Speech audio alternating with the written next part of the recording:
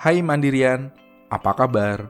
Semoga dimanapun berada, Mandirian selalu dalam keadaan sehat dan selalu semangat ya. Mandirian pasti sering mendengar tentang whistleblowing system yang dimiliki Bank Mandiri kan? Nah, di modul ini kita akan membahas terkait whistleblowing system letter to CEO atau yang biasa kita sebut menjadi WBS LTC. Sosialisasi ini merupakan bagian dari penilaian self-assessment strategi anti-fraud. Saat melakukan sosialisasi, jangan lupa dokumentasinya ya. Berikut adalah roadmap WBS LTC. Pertama kali, WBS LTC diimplementasikan pada tahun 2009 dengan kriteria sebagai berikut. 1. Harus ada identitas pelapor. 2. Hanya untuk pegawai. Ketiga, media hanya melalui surat, email, dan SMS. Keempat, dikelola oleh pihak internal. Lalu, pada tahun 2013, dilakukan penyempurnaan WBS LTC dengan hasil sebagai berikut. 1. Pelapor diperbolehkan tidak mencantumkan identitas pelapor.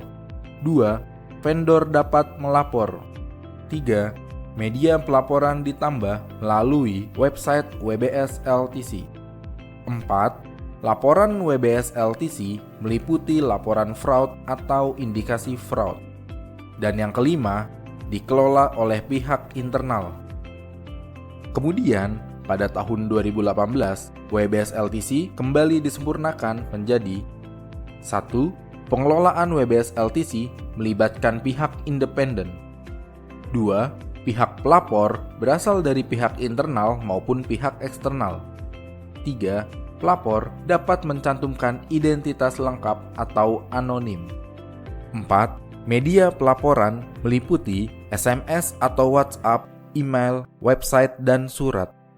Dan yang kelima, laporan WBS LTC mencakup lebih luas, meliputi laporan indikasi fraud dan atau non-fraud, termasuk masukan atau ide perbaikan proses bisnis. Dan yang terakhir, pada tahun 2021 sampai saat ini.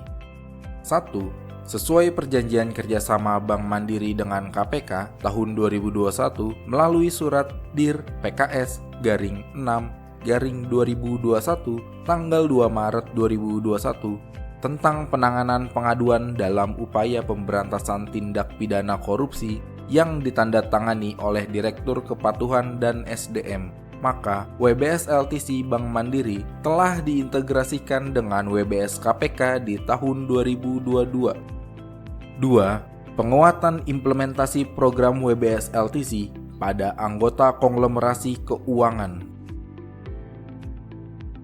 Nah, selanjutnya kita akan membahas jenis-jenis laporan WBS LTC. Perlu diketahui Mandirian, jenis-jenis laporan yang dapat dilaporkan pada WBS LTC dikategorikan menjadi dua, yaitu fraud dan non-fraud. Perilaku yang dikategorikan fraud adalah 1. Korupsi. 2. Penyalahgunaan aset. 3. Kecurangan dalam laporan keuangan. 4. Penipuan. 5. Pembocoran informasi rahasia. Dan yang terakhir, tindakan lain yang dapat dibersamakan dengan fraud. Lalu, perilaku yang dikategorikan non-fraud adalah pelanggaran yang dilakukan terhadap Code of Conduct, Business Ethics, Respectful Workplace Policy, dan implementasi ketentuan kepegawaian. Baik laporan fraud dan non-fraud tersebut, pegawai dapat melaporkannya melalui media. Yang pertama, media website. Yang kedua, email. Ketiga, surat. Dan yang keempat, SMS dan WhatsApp. Untuk detailnya, tertera di layar ini ya Mandirian. Selanjutnya adalah, agar laporan WBS LTC dapat segera ditindaklanjuti, maka isi laporan tersebut minimal mencakupi 4W dan 1H, yaitu What? Apa perbuatan berindikasi pelanggaran yang diketahui? Who? Siapa saja pihak yang terlibat dalam perbuatan tersebut? When? Kapan perbuatan tersebut dilakukan? Where? Di mana perbuatan tersebut dilakukan? How? Bagaimana perbuatan tersebut dilakukan?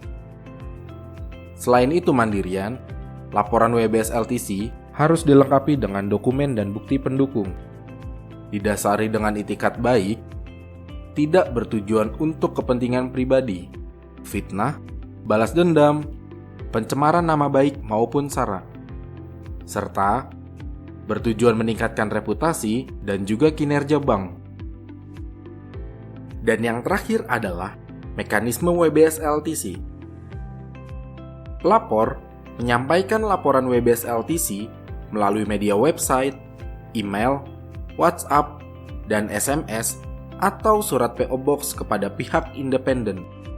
Pihak independen akan meminta informasi, dokumen, atau bukti pendukung kepada pelapor bila pelaporan belum memenuhi prinsip 4W dan 1H. Kemudian, pelapor melengkapi informasi yang diminta pihak independen. Setelah itu, pihak independen menyampaikan laporan WBS LTC kepada Compliance dan AML CFT Group atau biasa kita sebut CPL Group. CPL Group menganalisa laporan WBS LTC sesuai klasifikasi jenis laporan. Apabila isi laporan WBS LTC termasuk jenis laporan non-fraud berupa pelanggaran Respectful Workplace Policy atau ketentuan kepegawaian, maka laporan disampaikan kepada HCEOM Group. Apabila isi laporan WBS LTC termasuk jenis laporan fraud atau non-fraud untuk pelanggaran Code of Conduct dan Business Ethics, maka laporan tersebut disampaikan kepada senior investigator. Masing-masing unit kerja yang menindaklanjuti laporan WBS LTC menyampaikan hasil tindak lanjutnya kepada CPL Group. Selanjutnya, disampaikan kepada pihak ketiga untuk diinformasikan kepada pelapor. Selesai sudah bahasan kita terkait WBS LTC. Terima kasih atas perhatiannya dan sampai jumpa di materi selanjutnya Mandirian.